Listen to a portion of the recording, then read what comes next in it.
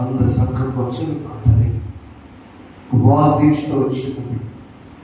దేవుడు ప్రతి అంశం, వారు రాసిన ప్రతి అక్కర, ప్రతి అవసరత తీర్చులాగా ప్రార్థన చేద్దాం. మీరు కూడా ఎవరు కూడా నోరు తెరపడకండి అంటే అందరూ ప్రార్థన చెయ్యా. 7 నెలలు మనం బ్రతికించి అది ప్రార్థన చేద్దాం. నీకు అందరూ ప్రార్థన చేద్దాం. స్తోత్రం స్తోత్రం స్తోత్రం. పరిశుద్ధుడైన మా తండ్రి, కృప కలిగిన మా ప్రభువా, ప్రేమ కలిగిన మా దేవా, నీ పరిశుద్ధ పాదములకు వందనములు వందనములు స్తుతులు స్తోత్రములు ప్రభు. 2024 సంవత్సరం జనవరి మాసం 1వ తారీఖు నుండి ప్రభు మరి 7 మాసములు క్షేమము ఆరోగ్యము నుంచి కాపాడి 8వ మాసం అయినటువంటి ఆగస్టు మాసము 2వ తారీఖులో ప్రవేశింపజేసి విశేషించి నీ సన్నిధానములో చేరి సంతోషంగా నిన్ను స్తుతించే భాగ్యం ఇచ్చిన తండ్రి స్తోత్రములు ప్రభు. మాకు కాదు యెహోవా, మాకు కాదు, ఘనత మహిమ నీకే చెందవలసినది ప్రభు. నీకు వందనాలు నాయన. నీ సన్నిధి కాంతి బిడ్డ మీద ప్రకాశింపచేయండి. నీ సన్నిధి కాంతి యొక్క ఒలివేలు సంఘం మీద ప్రకాశించండి, ప్యారిష్ మీద ప్రకాశించండి. ప్రతి ఒక్క కుటుంబంలో నీ వెలుగును ప్రసాదించండి. ఎవరు ఏ ఆలోచనతో ఉన్నారో ఆలోచనలన్నీ సఫలం చేయండి. మా ప్రభా నీకు వందనాలు. హృదయ ఆలోచన ఎరిగిన దేవుడు అయ్యా. మాకు తలంపు పుట్టక మునిపే మా మనసును గ్రహించే దేవుడు తండ్రి స్తోత్రాలు. పంటను ఆశీర్వదించండి. బిడ్డలు ఉద్యోగం చేసుకుంటున్న బిడ్డల కుటుంబాలను దీవించండి. ఇతర దేశాల్లో ఉన్న బిడ్డలను దీవించండి. మా మిలిటరీ సైన్యంలో ఉన్న బిడ్డలను దీవించండి. మా సంఘానికి క్షేమము ఆరోగ్యం, సేవకుల కుటుంబాలను దీవించండి. ఈ సంఘంలో ఎంతో మంది సేవకులు వెళ్ళారు. వారి పరిచయం, వారి కుటుంబాలను దీవించండి. చేరవచ్చిన ప్రతి ఒక్క బిడ్డను పేరు పేరు వారి కుటుంబాలను దీవించి వివాహాలు జరగవలసిన బిడ్డలకు వివాహాలు జరిపించండి. మా ప్రభు బిడ్డలేని బిడ్డలకు సంతానం కలుగు చేయండి. వేదనలో ఉన్న బిడ్డలను ఓదార్చండి ప్రభు. నీకు వందనాలు. ప్రతి విషయంలో ప్రార్థన, విజ్ఞాపన, విశ్వాసము, ప్రేమ, నిరీక్షణ కలిగి జీవిస్తూ యాతన ప్రారంభించే వరకు మీరుండి జరిగించమని విశేషించి రోజు నిన్ను సిద్ధపరచున్న కుటుంబాలు ఎన్ని వస్తారనే వారందరినీ దీవించమని యేసు నామమున వేడుకుని ప్రార్థన చేస్తున్నాను తండ్రి. మన తండ్రి దేవుడు ప్రభువైన యేసుక్రీస్తు కృపయు సమాధానం కలుగును గాక. ఆమేన్. దయచేసి కూర్చుందాం. దేవుని స్తోత్రం. ఈ సమయంలో ప్రారంభం నుంచి వాక్యబద్ధమైన సాహసికి ప్రార్థించినటువంటి ఎస్కేల్ గారు, సత్యం గారికి, డ్యాన్ గారికి, రామ గారికి ఇక్కడ వాక్యం చుట్టి ఒకసారి తల్లి గారికి ప్రార్థన చేస్తున్నాం. ఇది ప్రత్యేకమైన దినం. ప్రభు మనతో మాట్లాడిందని నమ్ముతున్నాను. నాకు ఎంత సంతోషం ఉందో కానీ మీకు మాత్రం సంతోషం ఉందని నేను అనుకుంటున్నాను కొంతవరకు. ఎందుకు చెప్పండి, ఏదో ప్రతి రోజు ప్రార్థనలో ఉన్నాం. ఆలోచించేటమ్మా కొద్దిమంది కలిసి పండుగలు వచ్చారు. చాలా సంతోషం ఉంది. పండుగలు కూడా బిడ్డలు పండుగలు వచ్చారు. వీడియో వారికి కూడా ప్రత్యేక ఉన్నారండి. ఇది 31వ తేదీ మన పేరులో ఉన్నాం. అవునా?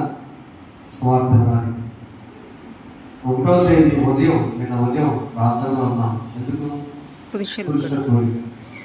రాత్రి మరలా గురువారం ప్రార్థన, ఇప్పుడు మరలా ఉపవాస ప్రార్థన.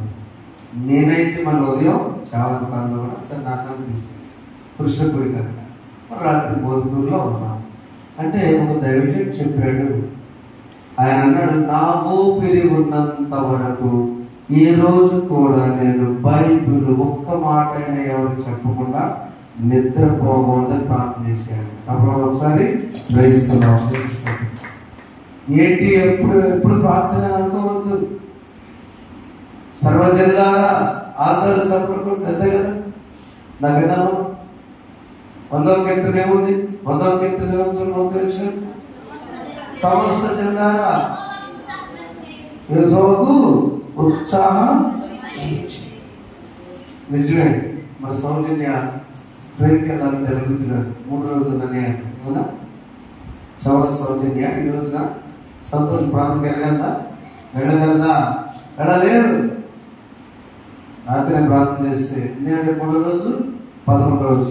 అంటే దేవుడు మనకిచ్చిన అవకాశాన్ని సద్వినియోగం చేసిన ప్రయత్నం చేద్దాం. అంటే మీ సోదరుడిగా, అన్నగా, తమ్ముడిగా, కుమారుడిగా, దేవుడి బిడ్డగా, సేవకుడిగా దేవుడు మనకి ఎప్పుడు అవకాశం ఇస్తే ఆ సమయంలో అరిసెంట్ పరిగెత్తున్నాయి. ఒక ప్రార్థన జరగాలంటే ఎంతో ఖర్చు ఉంటుంది. ఒక ప్రార్థన జరగాలంటే ఇక్కడ పౌరాన్ని కాదు, కష్టం ఉంటుంది. మీరు పనులు కొరకు త్యాగం చేయాలి. దేవుని యందు మొదటి వచ్చి కూర్చున్నప్పుడు మనము సర్వజనులారా యెహోవాకు ఉత్సాహాన్ని చేయండి. ఈరోజు అంశం ఏంటి? ఈరోజు అందరూ తీసుకున్నారు పాంప్లెట్, అందరూ చేతులు తిన్నాము. ఈరోజు వాగ్దానం అందరూ అంటే పేపర్ అనేదండి. అందరికి చూపిస్తారా? అందరికి ఇచ్చారా? ఎవరికైనా అందరూ చేతులు తిన్నామా? ఈ పాంప్లెట్ ఈరోజు వాగ్దానం అందరికి అనేదండి. పావుని కథ ఎవరు అనిపిస్తున్నారు? శృతి పనిచేయండి. ఇక్కడ చేయతనమా సార్? చేయొచ్చండి. ఎవరికి తీసుకోండి.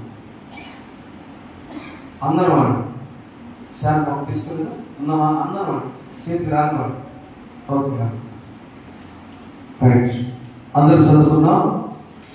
రెండంతలుగా నేను మేలు చేసినని నేడు నేను మీకు తెలియజేస్తున్నాను. జకరియా 9వ అధ్యాయము 12వ వచనం. మనం చదువుకుందాం. రెండంతలుగా మీకు మేలు చేసినని నేడు నేను మీకు తెలియజేస్తున్నాను. జకరియా గ్రంథం 9వ అధ్యాయం 12వ వచనం. పరిశుద్ధానికి స్తోత్రాలు. రెండంతలు మేలు చేయడానికి సిద్ధమున్న దేవునికి స్తోత్రాలు. మాతో మాట్లాడండి.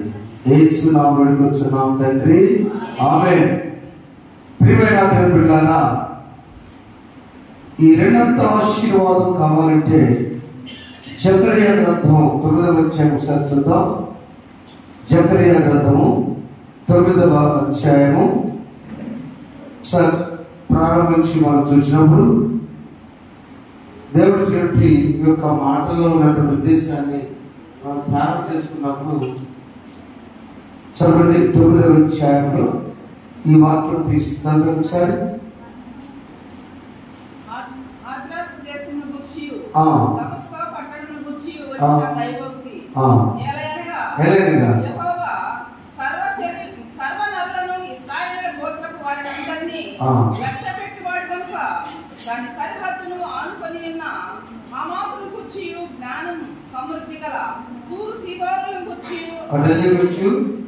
రాస్తూ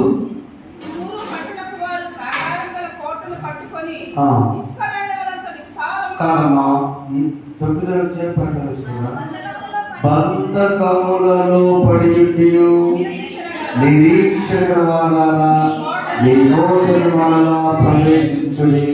రెండంతలుగా మీకు మేలు చేయమని నేను మీకు తెలియజేస్తాను.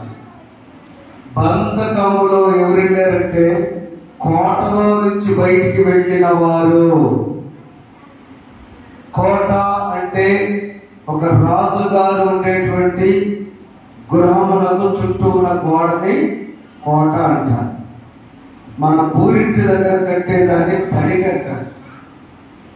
కొంచెం ఈ మధ్య వచ్చేదాన్ని పట్ట కట్టేమంటారు. ఇంకొంచెం ఎత్తు కడితే ప్రహరీ అంటారు.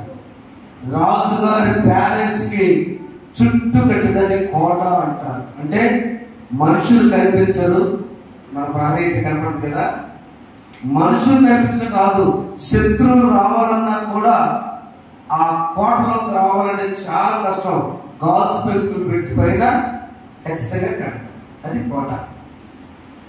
యెరూషలేము చుట్టూ ఒక కోట ఉంది, ఒక ప్రాకారం ఉన్నది. ఆ గోడ మీద గుర్రాలు నడిచాడు. అని అంత వెడల్పేది, అంత వెడల్పేది. ఇంత సెక్యూరిటీ, ఇంత భద్రత ఉన్నటువంటి ఇక్కడ నుంచి బయటకు వెళ్ళిపోయారు. అది బంధకాల్లో పడిపోయాయి. బంధకాల్లో పడిపోయిన వారు మరలా వస్తే రెండంతల ఆశీర్వాదమని బైబిల్ ఇశ్రాయేలు జనాంగంతో జకరియా ద్వారా దేవుడు పలికినటువంటి ఒక గొప్ప వాగ్దానం ఇది. అదే అధ్యాయంలో మనం చాలా సార్లు ఒక వాక్యం చదువుకుంటాం. మట్లాది రోజున చూడండి, 9వ అధ్యాయం 9:9 సీయోను నివాసులారా బహుగా సంతోషించుడి, యెరూషలేము నివాసులారా నీ రాజు నీతిపరుడును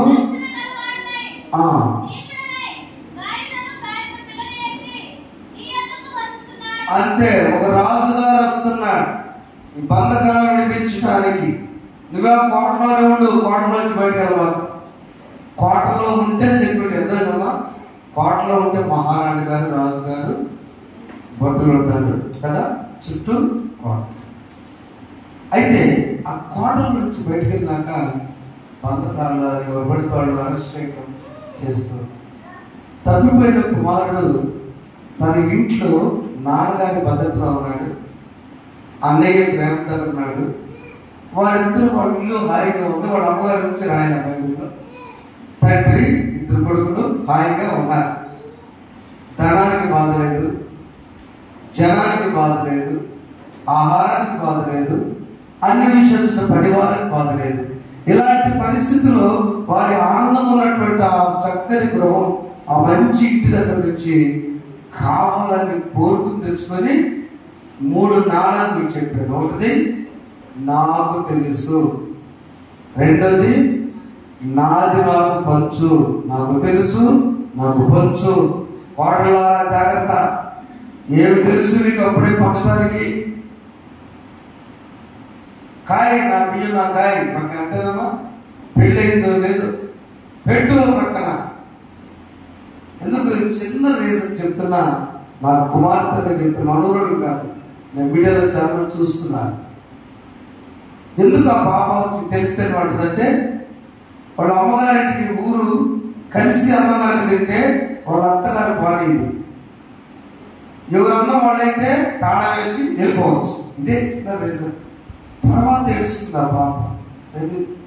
అత్తగారు మామయ్య ఉన్నప్పుడున్న ఆ ధైర్యం, ఆ ఆనందం, ఆ పెద్దవారు ఉన్నప్పుడు ఉన్నటువంటి ఎక్కడెక్కడ పడేసి వెళ్ళిపోయినా కూడా హాయిగా కాపాడాక పక్కింటి అన్నమైతే తింటా ముఖం దాకా నువ్వు లేదే చెప్తా, మీ తాళాలు వేసే పని లేకుండా ఇంట్లో ఉండే పెద్దవారు చెప్పడం. ఒకసారి కోటలో ఉన్నప్పుడు నీకు ఆనందం, ఆ ఐక్యతలో ఆనందం ఉంది. ఆ ఆనందం పోయేసరికి ఇదిగో సంతోషించండి విషయమా, తిరిగి మరలా ఆనందాన్ని తీసుకురావడానికి నీ రాజు గారు వస్తున్నాడు. గాడిద గుర్రం మీద రావచ్చుగా, గుర్రం మీద వస్తే గర్వం, అవునమ్మా, గుర్రం మీద వస్తే గర్వం, ఏనుగుల మీద వస్తే అవతల యుద్ధం చేస్తారు. రాజు గారు గాడిద మీద వెళ్తే వాళ్ళు యుద్ధం ప్రకటించారు, మనం యుద్ధం ప్రకటించాం. ఈ రాజు గారు గాడిద మీద వస్తే మాట్లాడారు, బాణాలు లేకొకటి. ఆయన గాడిద ఎట్టుకుంటున్నాడు అంటే శాంతి రాజు, ఆయన సాత్విక రాజు, సమాధాన రాజు. ఆ రాజు గారు అలా అంటున్నాడు. ప్రియమైన వాడారా, ఈ దినాన 2 మేలు జరగాలంటే ఏం చేయాలంటే, 2 దీవించుకోవాలంటే ఏం చేయాలి? 2 దీవించుకోవాలంటే కోటలోనన్నా ఉండు, లేదు కోటలో నుంచి బయటకు వెళ్తే మరి తిరిగిరా, అంతే ఆశ. దేవుని దగ్గర ఉన్నటువంటి ఆనందం, ఆ కోట అనేటువంటి దగ్గర ఉన్నటువంటి ఆశీర్వాదాన్ని వదులుకోవద్దామని దేవుడు తెలియజేస్తూ ఉన్నాడు. అదే జకరియా గ్రంథం 9వ అధ్యాయం పైన మనము చూసినప్పుడు 3వ వచనం అందరూ తూరు పట్టణవారు ప్రాకారముగా కోటలు కట్టుకొని ఇశ్రాయేలునంత విస్తారము వెండిని వీధుల్లోని పశువంత విస్తారముగా సువర్ణమును ఆరేయండి. ఇది ఎంత అదృష్టం!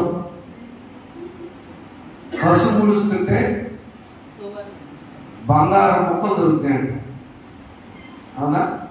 మనోళ్ళు గురి పెట్టిస్తేనే బంగారం కరిగిపోద్దని బయట అయ్యాం, అవునా? కానీ ఇక్కడ ఎవరైతే ఆ కోటలో సంతోషిస్తున్నారో వాళ్ళు ఎలా ఉన్నారో తెలుసా? ప్రాకారం గల కోటను కట్టుకుని ఇసుక రేణులంత విస్తారం వెడిలి వీటిల్లో కసువు విస్తారంగా. కసు అంటే తెలుసమ్మా, ఊడిస్తే కసు అంటే ఎటు ఊడ్చిన బంగారం. ఇసుక అంటే రోడ్డు మీద తీసుకెళ్తా వెండే. దీని అర్థం ఏంటంటే ప్రియమైన వాళ్ళారా, నీవు నేను రెండంతల ఆశీర్వాదం పొందడానికి కోటలోనే ఉంటాం. కోటలో ఉంటారు రాజు గారు ఉంటారు,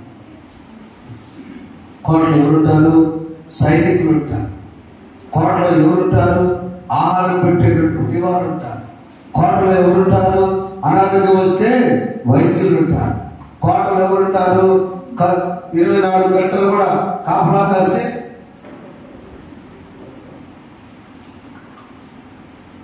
వేగువారు ఉంటారు, అలా చూసుకుని సిఐలు ఉంటారు. కోటలో ఎవరుంటారు నీకు నాట్యం చేసేటువంటి ఆనందించేసి ఉంటారు. కోటలో ఎవరుంటారు, ఎంతమంది కోటలో ఉంటే మళ్ళీ చదువు మర్చిపోకండి. 12వ వచనం, బంధకములో పడి ఉండు నిరీక్షణ ద్వారా మీ కోటను మరలా ప్రవేశ. దేవుడి ఆకాశం పాటలో చూడలు వచ్చినట్టు కోటయు నా ఆశ్రయము ఉంటుంది కదా. దేవుడి ఆకాశంలో చూడలు వచ్చినట్టుగా ఏంటి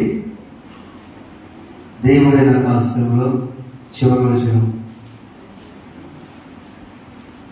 నా కొండయు నా కోటయు నా ఆశ్రయము నీవే, నా కొండయు నా కోటయు నా ఆశ్రయము నీవే. నేనెల్లప్పుడూ ప్రభు సన్నిధిలో స్తుతి గానం చేసేదను.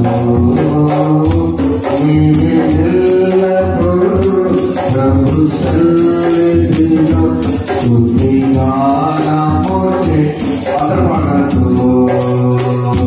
యెహోవా నాకు తోడుగానే, యెహోవా నాకు రక్షణయే.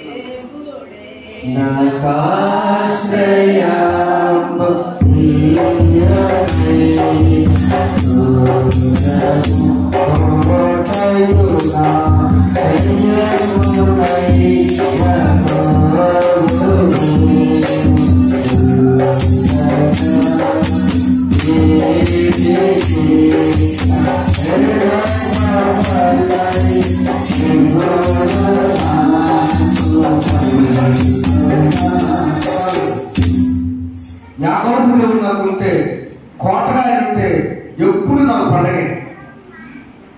అందుకు ఆ ఒక్క మాట కోసం యాకోబు దేవుడు అంటే నాకు ఎప్పుడు నాకు పండగే.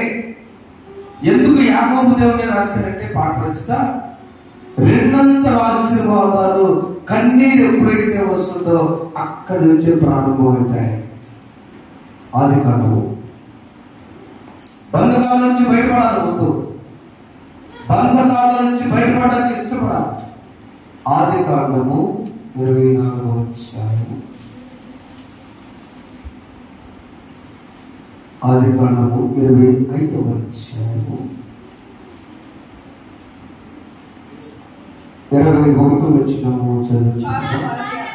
ఇస్సాకు భార్య వడ్రాలు కనుక అతను ఆమె విషయమై యెహోవాను వేడుకొనెను. యెహోవా అతని ప్రార్థనలు కనుక.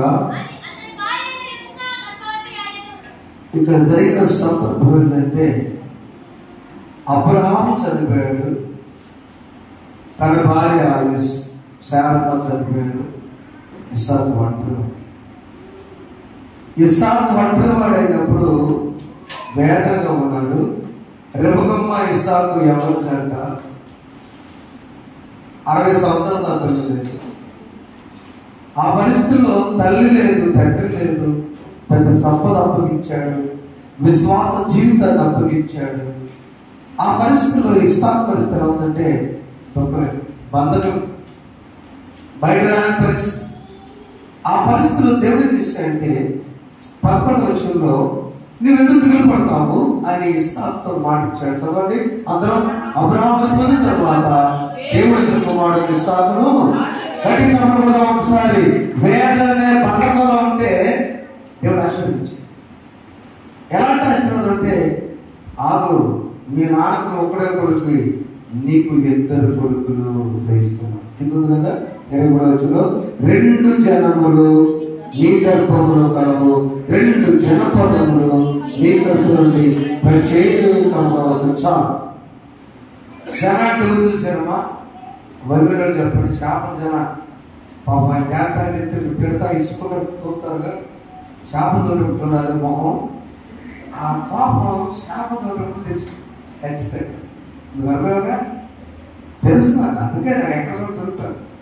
ఏంటా ఈ చేప మామూలు కడుగుతుంది, మొక్కటి పెట్టి పెడతారంటే ఆయనకి ఇస్తుంది. మా అమ్మగారు కూడా అంతేగా, అమ్మా నాకు తెలుసు నాన్న వాళ్ళు పిలుస్తాడు చేపలు. ఈ పాస్టర్ రెండో చోట ఉంటుంది. అమ్మ కోపంగా మామూలుగా పంటకేసి ఆ కోపంలో దొరుకుతాడు, కొద్దిగా పోతారు. అక్కడ జన ఆ చేప నుంచి బయటకు వచ్చినప్పుడు ఎంత ఉంటుందమ్మా? జన ఒక్కొక్క గుడ్డు చేప, అవునా? అది కేవలం ఆడ చేప ఉంటుంది. ఒక్కొక్క గుడ్డులో ఎటువంటి లెక్క మనం అది. Very good. ఎందుకు దేవుడు ఎవరిని కూడా బైబిల్ గ్రంథంలో జనపదంలో లేదు, బిడ్డలు అన్నారు కానీ అన్నారు పెట్టించాడు కానీ ఒక్క యాకోబు ఏశావులు మాత్రమే, ఇస్సాకు సంతానాన్ని మాత్రమే, అబ్రహాము మనవళ్ళు మాత్రమే జనపద. ఇందాక మనం చదువుతున్నాము, యాకోబు దేవుడు ఉండగా యాకోబు జీవితము ఆశీర్వాదం జీవితం ఎప్పుడైందంటే యాకోబు బంధకాల నుంచి బయటకు వచ్చిన తర్వాత ఇశ్రాయేలుగా మార్చు. దేవుడు ఆమె. ఇప్పుడు ఇస్సాకు దిగులుతో పోయిందా? దిగులు పోయింది. ప్రార్థన ఇస్సాకు చేశాడా? రెబెక్కా చేశాడు. బైబిల్లో ఉందా? మన అనుకోవాలంటే ఇద్దరు తెలియదా? బిడ్డలు లేనప్పుడు యజమానుడు ప్రార్థన చేశాడు. సమస్యలు వచ్చినప్పుడు, నింద వచ్చినప్పుడు, భార్యకు నింద వచ్చిన పరిస్థితుల్లో యజమానుడు ప్రార్థన చేశాడు. నీవు 2 ఆశీర్వాదాలు పొందాలంటే మొదటిగా మనకు చూసినట్టుగా బంధకాల నుంచి బయట రావాలి. అది ఎలాంటి బంధకమైన కోటలో తిరిగి మనం రావాలి. దేవుని దగ్గర నీ ఆపరేషన్ అప్పుడు, నీ వ్యవసాయ పంట నష్టపోయి బయట ఉన్నప్పుడు, లేదా నీకు సేవలో నీకు దేవుడు తక్కువగా ఉన్నప్పుడు, ఎవరు లేరు ప్రభు 10 మందితోనే ప్రభు కొడతా అన్నప్పుడు దేవుడు దీవించిన తర్వాత నువ్వు బయటకు వెళ్ళిపోయావు. ఈ బతకాలనే కాదు, తిరిగి మనం వచ్చి ఆయన ఆ దినాల్లో నాకు చేసిన మేడ బట్టని బంధకాల నుంచి బయట తప్పిపోయిన వాడు వెళ్ళాడు, బంధకాలు ఉన్నాడు, తిరిగి వచ్చాడు 2 ఆశీర్వాదం. అవునా? ఎలా చెప్పండి? మొదటి ఆశీర్వాదం, ఏ ఉంగరం అయితే పోయిందో తండ్రి చేత తొలగించుకున్నాడు, ఏ వస్త్రాలు అయితే పోయిందో త్వర వేయించుకున్నాడు, ఏ ఆస్తి నాదంతా నీ దగ్గర పెద్ద కొడుకు అప్పుడు దాకున్నాడు, నువ్వు ఇంత మారిపోలేదురా అమ్మాయికి మళ్ళీ వాడికి ఇచ్చేస్తావు. ఎందుకు? బంధకాల నుంచి బయటపడ్డ వారిని దేవుడు ప్రేమిస్తాడు. ఆమె ఆమె చెప్పండి. ఆమె ఆమె. బంధకాల నుంచి కోటలో తిరిగిరా. నా కోటలో తిరిగి వస్తే నీకు కావాలి. నీ సమస్య ఏంటంటే కోట బయటపడి ఎక్కడో తిరుగుతున్నావు. పండుగ వస్తాడు ఇంటికి. మాకు కూడా అక్కడ జరిగింది. కొడుకు పుట్టాడు చెల్లికి, చూడాల అచ్చం మీలాగే ఉన్నామ్మా, రాత్రి వెళ్తున్నా. అమ్మ కూడా అన్నారు సేమ్ కదా, ఎట్లా కదా బేబీ చూస్తే వచ్చాడు. చూడటల్లా వర్షం పడుతుంది, 3 నెలలు కొడుతుంది. చూడాల అటు తిరుగుతున్నాడు, తాడుతున్నాడు. బంధకాలను ఆడడానికి ఉపయోగం ఉంది. తెలుగు తీసుకొని రా. ఏ సమస్యతో అక్కడ కట్ చేసుకో. నీ పరపడికి ఒప్పుకో, అవతల పరపడితే క్షమించు. అంతే. సమస్య పరిష్కారం తెలియదు. నాదే పొరపాటు, అంకుల్ ఏం చేయాలను క్షమించాలి అయిపోయింది. అంకులే పొరపాటు చేసి నేనేం చేయాలి, పెద్దవాడే ఇక్కడ ముందు పుట్టాడు, క్షమించు, నువ్వు సరి చేసుకో. బంధుకాలం నుంచి బయట రావడం రెండే సూత్రాలండి. ఏంటి చెప్పడం ఒకటి, నీదైతే సరి చేసుకుని ఒప్పుకో, అవసరమైతే అయిపోయా యాక్చువల్ అంతా ఉంటా. నేను టాప్ డ్రైవర్ అయినా ఒక్కోసారి సడన్గా సార్ ఏమనుకోండి సరే పోయి సార్ మీరు కథలు అందరూ నేనేదనుకున్నాంటే అక్కడే మొత్తం 10 మంది అయిపోయింది. ప్రేమించు, క్షమించు, సరి చేసుకో. బంధకం ఉంటుంది. ఇక్కడ ఇస్సాకుకి ఆ వేదన రోదన కన్నీటి పరిస్థితుల్లో దేవుడు నిరంతర ఇద్దరు మౌనులు ఏశావు యాకోబు నుంచి ఈ రోజు మనందరం కూడా అబ్రహాము సంతానం. రెండవ భాగం చూసినప్పుడు యోనా తన జీవితంలో మొదటి బంధకాల్లో ఏ బంధకం అంటే పిరికితనం అనే బంధకం ఇందాక అడుగు చేస్తుంటున్నాను. పిరికితనం అనే బంధకం ఉన్నప్పుడు యోనా ఏం చేశాయంటే రాజీ పడే జీవితాన్ని వెళ్ళిపోయాడు. రాజీ పడిపోయి అర్థం ఏంటంటే దేవుడు చూసాడా చూడలేడా మీకు తెలుసు కాబట్టి ముందుకెళ్తాను తీరదు. 2 వాడ దగ్గర ఎప్పుడు 2 ఉంటాయి, 2 బస్సులు ఉంటాయి. బస్ స్టాండ్ చాలా బస్సులు ఉంటాయి. అప్పుడు వాడ 2 రేవులు ఉంటాయి అక్కడ. ఒకటేమో తార్షీషు వెళ్ళేవాడ, ఒకటేమో నినే వెళ్ళేవాడ. 2 వాడలు ఉన్నాయి ఆ రేవు దగ్గర. ఈయన చూశాడు నినేవా వెళితేనేమో అయిపోతా. దేవుడు చెప్పిన మాట చెప్పాలంటే ఆ చదువు యెహోవాకు చెప్పరా ఆ యోనాకు పక్షం చెప్పినవాడు ఏంటంటే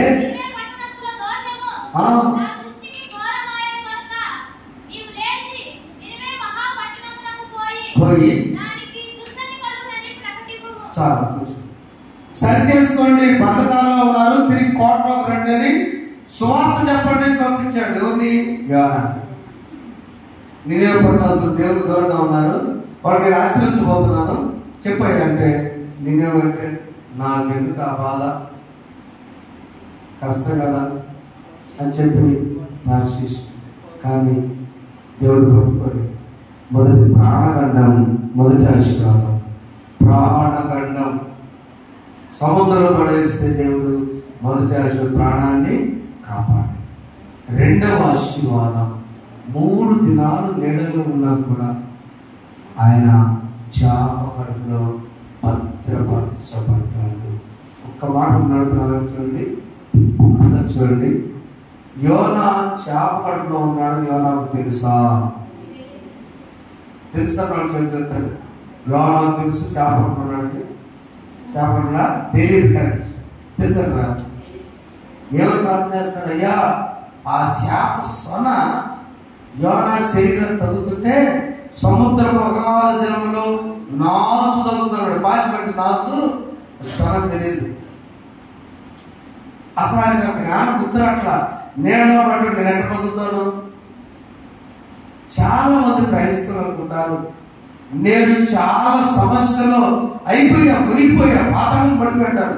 కాదు, నీవు మునిగిపోలా, నీవు భద్రపరచబడ్డావు. చేపలు చెప్పబడి గట్టిగా చేపలు నీ కష్టాలన్నీ కూడా అక్కడ భద్రపరచబడి చేపలు బయటకు ఎక్కిన తర్వాత వాము నేను బయటకు వచ్చాను, వాము చేపల్లో ఉన్నానా అక్కడ చెప్పారు కదా. కాకోలు వచ్చాను అవునా? కాకి కూడా దేవుడు మాట్లాడుతుంది, చేప కూడా దేవుడు మాట్లాడుతుంది. ఆ చేప దేవుడు చెప్పాడంటే నా బిడ్డ నేను బిడ్డతో ఆశ్రయించబోతున్నాను అమ్మ, 3 రోజులు ఉపవాసం ఉండు. లేకపోతే చేప కట్టెదా కట్టంటే కనుక మింగటం చేప చాలా ఎక్కడ ముళ్ళు పోయి పుచ్చుకుంటుందో లోపల. నా దేవుడిని చెప్పిన మాట కాబట్టి చేపలు కూడా దేవుని మాట. దాని సింహాలు గోందొస్తే సింహాలు కూడా దేవుని గోందొస్తే సింహాలు కూడా. ఇక్కడ యోనా బిడ్డను ఆశపడుతుంది, ఇక సువార్త ప్రకటించాడు. కష్టాల కొలిని కాల్చి వేసిన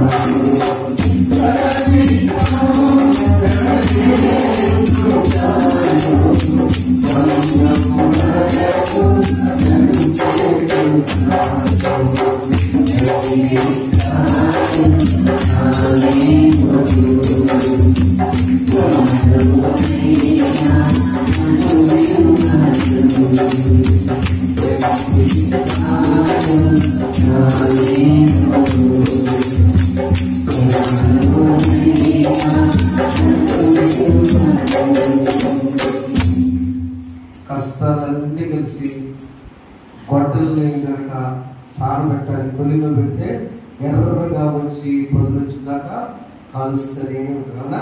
అది ఇన్ని వచ్చినా నాకేం కాదు, తన చెప్తూ నెరవేర్చిన భక్తుడికి నా ఎర్రగా కాలిన గొడ్డలి దాన్ని తీసి శుద్ధితో కొట్టిన తర్వాత ఆ పొదులుగా వచ్చి గచ్చకాయ కర్రకు వచ్చిన తర్వాత ఆ కర్రకి ఇచ్చిన తర్వాత ఆ రైతు అంటాడుగా ఎలాంటి చెట్టునైనా నా గొడ్డలి నరికి వేస్తుంది. నీ సమస్యల వలయంలో ఉన్నప్పుడు రెండంతల ఆశీర్వాదాలు కావాలంటే ఏ కష్టాలు ఆనాడు ఇస్సాకు మానసికంగా పడ్డాడు. తండ్రి లేక, తల్లి లేక, అన్నయ్య లేడు, తమ్ముడు లేడు, చెల్లి లేదు, ఎవరు లేదు, భార్య తప్ప. ఆమె నలుగురు పెరిగొచ్చిన ఆయన ముఖము తప్ప ఎవరు లేదు. ఆ పరిస్థితుల్లో దేవుడు గుర్తిస్తున్నాడు కదా, గుర్తిస్తున్నాడు కదా. రెండంత రాశి వచ్చాడు కదా, ఎందుకు అనకూడదు ఒకదని చెబుతా. రెండంత రాశి వచ్చాడు కదా, ఇచ్చాడు. దేవుని స్తోత్రం. ఇస్తే గట్టి చెప్పకూడదాం. దేవుడికి మహిమ కలుగునా. ఆ దేవుడికి ఇచ్చును గాక, ఆ దేవుడికి ఇచ్చును గాక. ఆమేన్. రెండవది, ఎప్పుడైతే తప్పేందుకు వాడు తిరిగి వచ్చి నా జీవితం పశ్చాత్తాపం తెలుసుకున్నాడు, ఆ దేవుడే అతను రెండో రాశిలో ఇచ్చున్నాడు. మూడవది, మన భక్తులని యోగుగా ఎన్ని కష్టాలు వచ్చున్నాడో మీరు చదివినట్లయితే చదవండి. ఎన్ని కష్టాలు వచ్చుకున్నాడో, ఎంత కొలిలో నలిగిపోయాడో, చితికిపోయినా కూడా చివరికి భక్తుడైన యోగు యొక్క ఆ ఆశీర్వాదం. ఎన్ని బంధకాలున్నా తిరిగి నా కోట మాత్రం నేను వదలను, నా దేవుడు నేను వదలను, నేను కోటలో ఉంటా. కోటలో ఉంటే ఎంత ఆశీర్వదించి చదువునా మొదట ఆశీర్వదించిన దానికంటే మరి అధికముగా ఆశీర్వదించాలి. లిస్ట్ అంతా చాలు. అంటే మొత్తం 7,000 పోతే 14 రెండంత ఆశీర్వాదం. ఈరోజు మా విషయం బంధకముల నుంచి బయటకు వస్తే రెండంతగా నేను మీకు మేలు చేస్తానని యెహోవా చెప్పాడు. నువ్వు రావడం సమస్య అంతే. నువ్వు బంధకం నుంచి కోటలోకి వచ్చే దేవుని కోట, రాజుగారు ఆయన, వాక్యం నీ భద్రత, సెక్యూరిటీ. అమ్మ ఇప్పుడు ప్రార్థన చేస్తారు. నీ వాక్యం నా పాదముల దీపము, నా త్రోవకు వెలుగు. సెక్యూరిటీ వాక్యమే. బిడ్డ సులువు చేసి కాలేజీ పంపించు, నీ యజమాని ప్రార్థన చేసి పంపించు, నీ భార్యను ప్రార్థన చేసి పంపించు. అమ్మగారు 3 రోజులు తిరిగి చేయగలిగి అది తెచ్చుకున్నాను. కోపం వచ్చి నా ప్రేమ కోపం ప్రేమ కదా. ఆరోగ్యంగా ఉండాలి భార్య, భర్త ఆరోగ్యంగా ఉండాలి, బిడ్డలు ఆరోగ్యంగా ఉండాలి, మన కుటుంబం ఆనందంగా ఉండాలి. ఎందుకు ఇదంటే దేవుడు మంచి. మన భూమి మీద పుట్టింది, పక్షులు కూడా పుడుతుంది, ఆనందండి గొప్ప భవిష్యత్తు చచ్చిపోతుంది కాదు. దేవుడికి జన్మించింది, మానవులు చేసింది ఆయన మైపరుస్తాడు. నీ ద్వారా మీ కుటుంబం, మీ బంధువులు అక్కడ వెళ్తే ఎలా ఉన్నారన్న అందరే దేవుడి ద్వారా బాగున్నాం కాదులే. మొన్న ఏదో అప్పుడు వచ్చినట్టుగా మనం ఏమన్నా తెలుసా, నీకెందుకు శ్రమపడదు. ఏమన్నాని? యెహోవా చూసుకుంటాడు. అవునా? బంధకంలో ఉన్నామా, బంధకంలో వచ్చి కోటలోకి వద్దామా. ఇది కోట, దేవుని కోట. ఇంకా బంధకాలలో బయట ఉంటే నీకు ఆనందం రాసినట్టు. చివరిగా ఒక సందర్భం అపోస్తలుల గ్రంథం 16 వచ్చాయి. ఎందుకు ఆనందం అంటే దేవుడు చూసుకుంటాడు. అది తోటలో ఉన్నవాడు చెప్పే మాట. రాజుగారు కూడా ఆయన చూసుకుంటాడు. 16 అధ్యాయంలో పౌలు శీలను చెరసాలలో వేసినప్పుడు వారు చేసినటువంటి చెరసాల 25 వచనము, అయితే అంత చదవండి దానంగా, అయితే మధ్యరాత్రి 119 పేజీ బైబిల్ తీసుకుని అందరూ తిందాం. అయితే మధ్యరాత్రి వేళ పౌలు శీలను దేవునికి ప్రార్థించుచు కీర్తన పాడుచుండని ఖైదీలు వినుచుండని. చాలా అందరూ 50 చదవండి. అప్పుడు అకస్మాత్ మహాభూకంపం కలిగిన చెరసాల పునాదులను వెంటనే తలుపులన్నీ తెచ్చుకొని అందరి బంధకములు ఊడిన. అవునా? హల్లెలూయా. అందరి బంధకాలు ఊడిపోయాయి. బంధకాలు ఓడటానికి కారణం ఏంటి?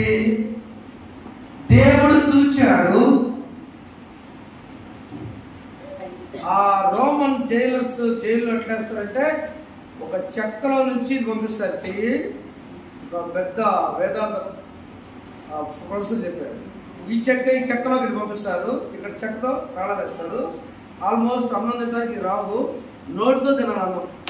ఆ 6 మంది కుక్క ఎలా తింటుందో అలా తిని ఆ నీటితో కడుతారు. కాళ్ళు కూడా ఆల్మోస్ట్ బంధం, మన చైన్లా కాదు, సరదా చైన్స్.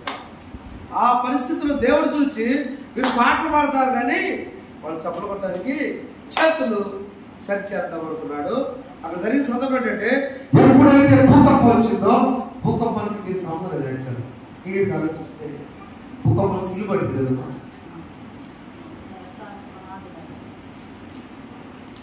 భూకంపం వస్తే భూమి కంపించింది, పునాదులు అది అర్థం పెట్టి భూకంపం అనిపించింది వాళ్ళకి. కానీ దేవుని పరిశుద్ధాత్మ అగ్ని వచ్చి సంఖ్యలు తెచ్చేసి గట్టి తప్పడం ఒకసారి పరిశుద్ధాత్మ అగ్ని ఆ కాళ్ళకి వచ్చి ఈయన దిగిపోయి కూర్చున్నారు. వీళ్ళు భార్య మనుషుడి బంధకంలో ఉన్న వాళ్ళ కోటలోనికి జకర్యా గ్రంథం 9:12 తెలిస్తే అర్థమైంది. మనది అక్కడ మనదో తెలిసి కొత్త వాళ్ళకి బంధకంలో ఉన్న వాళ్ళ వద్దు కోటలో ప్రశ్నది. కోటకు వస్తే లాభంది 2 అంతల లేదు ఆశీర్వాదం మీకు. జైల్లో ఉన్నవాడు బంధకాలు వెళ్ళిపోయిన తర్వాత చప్పడం కొట్టు గట్టి కొట్టుకుంటారు కదా. చప్పడం కొట్టడం మనకు ఆశీర్వాదం. చప్పడం ఎక్సెస్ రక్త ప్రసరణం. పాటలు పాడితే ఆనందం. పాటలు ఎప్పుడు పాడారు వీళ్ళు? అర్ధరాత్రి నిద్రపోతారు. సరే వారికి అనిపించింది రాత్రికి పగలకి మాకు తేడా తెలియదు. చీకటి జైలని లైట్లు ఏమి ఉండవు. అందుకని ఆయన దీపము తీసుకుని వచ్చి చూడక్కడ చూడరా లైట్ ఉండదు అక్కడ. దీపము తెమ్మని చెప్పి లోపలికి వచ్చి వణుకుచు పౌలుకును స్త్రీలను సాగిలపడి వారి వెలుగు తీసుకొచ్చి అయ్యలారా అంతకుముందు ఏమైంది? మేమందరం ఇక్కడ ఉన్నాం, మా బంధకాలన్నీ తెగిపోయినాయి. పౌలు అంటాడు మా ఇద్దరిదే కాదు నా ఫ్రెండ్స్ బంధకాలు కూడా తెగిపోయినాయి. బంధకాలు ఉన్న వాళ్ళు బయటకు వచ్చి ఈ బయటికి రాదు, దేవుని కోటలోనికి ప్రవేశించారు. ఈ కోటలో ఆనందం ఉంది, ఈ కోటలో పారిపోవడం ఉండదు. దేన్నయ్యా దేవుడు తెస్తే ఇద్దరు వెళ్ళిపోవాలి కదా. వెళ్ళిపోయారా? చెప్పండి అమ్మా, వెళ్ళిపోయారా? వెళ్ళిపోవాలా? ఎక్కడున్నారో అక్కడే కూర్చున్నారు. కరుడు పెట్టిన ఖైదీలు వీళ్ళు. ఈ ఖైదీలు భయంకరం. మన గుంటూరు సబ్ జైలు ఉంది, తెనాలి సబ్ జైలు ఉంది, రాజమండ్రి ఉంది, విష్ణుపతి హైదరాబాద్. వాటిలో మేము జైలు పరిచయకి వెళ్ళేవాళ్ళం. అప్పుడప్పుడు వాళ్ళ చక్కలతో పాటు నేను కూడా వెళ్ళాను. వెళ్ళినప్పుడు అక్కడ ఒక సహోదరుడు కలిశారు. కలిసినప్పుడు విజయవాడలో ఆ సహోదరుడు అయ్యా నువ్వు ఎందుకు ఇట్లా చోటు ఎవరు వాళ్ళు చెప్తున్నారు నాకు చెప్తూ నాతో రోజు తిరిగేవాడే నా కోపం వచ్చిందండి. ఒక విషయం మీద నేను మాత్రం అంత చాలా టైలర్ అయినా చాలా మౌనం ఉంటాడు, ఎప్పుడు నవ్వుతూ ఉంటాడు, సరదాగా ఉంటాడు. ఒక కత్తి తీసుకొని ఒక మనిషిని, రోజు చూసే మనిషిని చంపేంత కషాయవాడిగా ఎలా అయ్యాడో అర్థం కాల. రోజు భార్య ఒక్కడే కొడుకు చక్కగా ఉంటాడు, గుర్తుకొస్తున్నాడు. అపరిస్థితి చెప్పాడ, నేను అప్పుడు మనిషిగా లేను,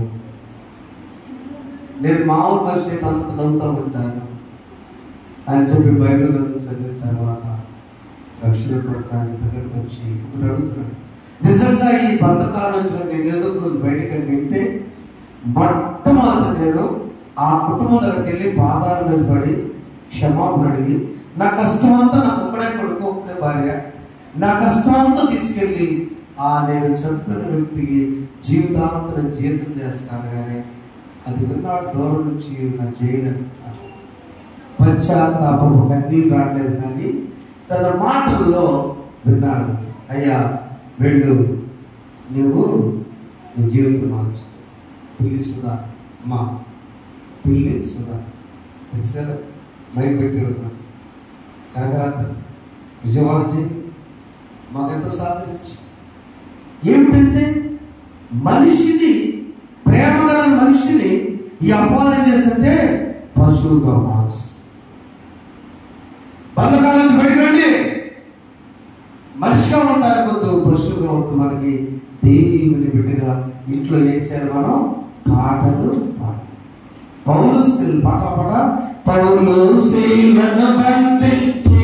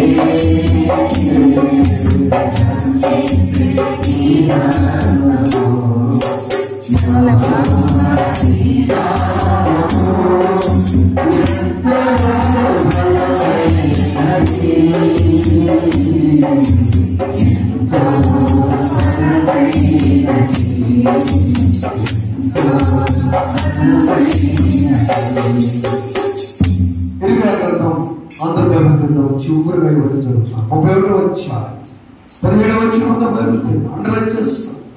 ఇది లక్ష్యము, రెండంతలుగా మిమ్మల్ని ఆశీర్వదించడానికి, మేలు చేయడానికి నేను రెడీగా ఉన్నాను.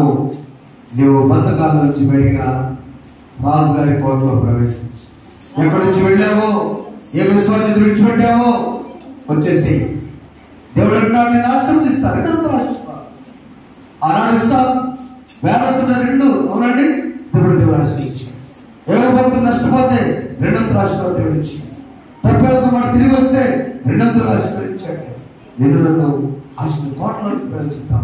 కోట అంటే యేసు చెప్పాడు, యేసు రాజు, యేసు అన్నీ ఉన్నాయి. 20వ గ్రంథం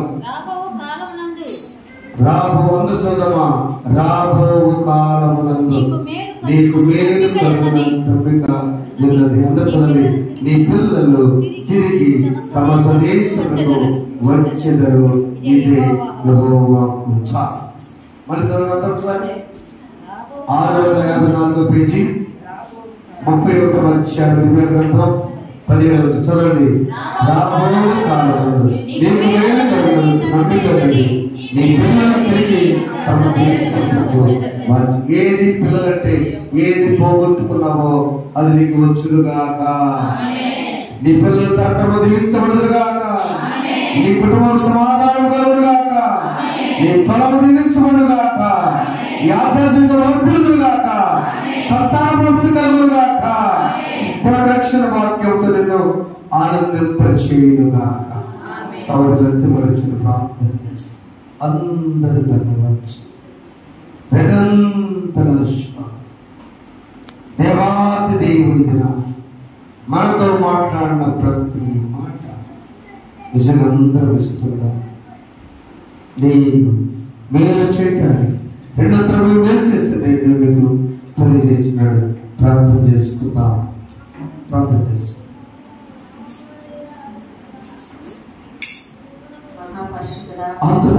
రెండంతరం వేడి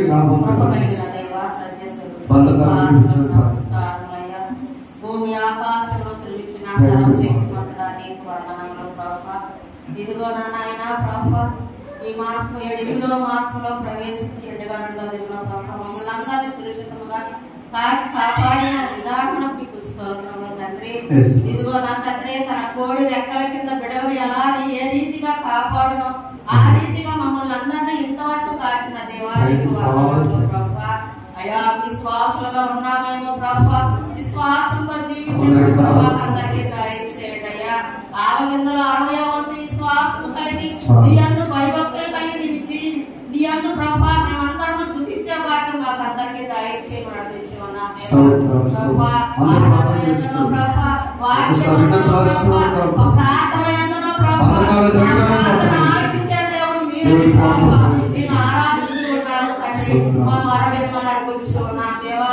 అయ్యా చిన్న మందగా చేరి ఉన్నామే ప్రభువా. ఆ చిన్న మంద ప్రార్థన ఆలకించండి అయ్యా. ఏ మానవులు ఆలకిస్తూ ఉన్నావు ప్రభువా ఆలకించండి అయ్యా. వారు ఏ మనవులైతే వచ్చి అడుగుచు ఉన్నారు నీ సన్నిధిలో ప్రభువా. అడుగుడే మీకు ఇవ్వబడుతున్నావయ్యా, ఎప్పుడే దొరుకుతానన్నావయ్యా. అట్టి భాగ్యమును మాకు అందరికీ దయచేయండి ప్రభువా. అయ్యా సంతానం లేక ఎంతమంది ఉన్నారో ప్రభువా వారికి మరి ఒక భాగ్యము దయచేయండి. వారికి బహుమానము దయచేయండి. సంటి బిడ్డలను ప్రభువా, గర్భిణీ స్త్రీలను యవనస్తులను ప్రభువా ముఖ్యంగా అడుగుచు ఉన్నాను తండ్రి. వారి యవన ప్రాయంలో త్రొట్టెళ్ళకుండా నా తండ్రి నీ యందు ప్రభువా స్తుతించి ఆరాధించే కృపను ఆ బిడ్డను నీ పరిశుద్ధ ఆత్మను కుమ్మరించమని అడుగుచు ఉన్నాను ప్రభువా. మా సంఘమును దీవించండి, ఆశీర్వదించండి అయ్యా. 30 గాను 60 గాను 100 ఫలింపచేయమని అడుగుచు ఉన్నాను ప్రభువా. ఇదిగో నా తండ్రి దైవజనుల కుటుంబమును కూడా దీవించండి అయ్యా. వారి బిడ్డలను దీవించండి, తల్లి గారిని దీవించమని అడుగుచు ఉన్నాను. బిడ్డల ప్రభువా దూరదేశంలో ఉన్నప్పుడు ప్రభువా ఆ బిడ్డలు ఏది అవసరంతో నీకు తెలుసు కనుక అవసరం తీర్చే దేవుడు మీరు కనుక నా తండ్రి ఆ బిడ్డలకు ప్రభువా మీరు కృపాక్షేమమును ఆ బిడ్డల చుట్టూ ఉంచమని అడుగుచు ఉన్నాను దేవా. నీకు స్తోత్రములు ప్రభువా. చేరి కూడి వచ్చిన ప్రతి ఒక్కరిని దీవించండి, ఆశీర్వదించండి అయ్యా. అయ్యా సిద్ధపాటు కలిగిన కన్యకలే వలె మేమందరం సిద్ధపాటు దయచేయ్యా. సిద్ధపాటు లేని వారిగా కాకుండా నా తండ్రి సిద్ధపాటును కలుగు చేసి మమ్మల్ని అందరినీ కృపాక్షేమంతో మమ్మల్ని అందరినీ ఆశీర్వదించి దీవించి నీ నిండు దేవులు నిండుగా కుమ్మరించి అయ్యా ఆదిత్యం ఏర్పరిచిన కుటుంబమును దీవించి ఆశీర్వదించండి అయ్యా. వారు ఏ మేలు పొంది ఉన్నారో పొందగోరుచున్నారో మాకైతే తెలియదు కనుక ఆ బిడ్డలు పుట్టినరోజు నా తండ్రి ప్రభా ఆ బిడ్డకు ప్రభా దయా కిరీటము ధరించమని అడుగుతున్నాను తండ్రి. అయ్యా చేరి కూడి వచ్చిన ప్రతి ఒక్క బిడ్డను దీవించి ఆశీర్వదించి ఈ చిన్న ప్రార్థన నీ పాద సన్నిధిలో చేర్చుకోమని ప్రతిఫలము దయచేయమని త్వరగా మెగాసీనుడు వచ్చుతున్న యేసు నామమున ప్రార్థిస్తూ ఉన్నాము పరమ తండ్రి.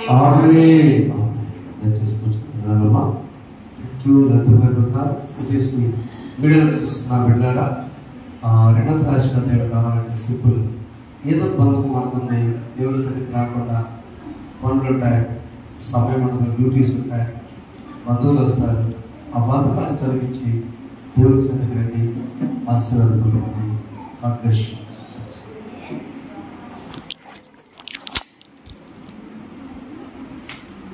అర్పణలు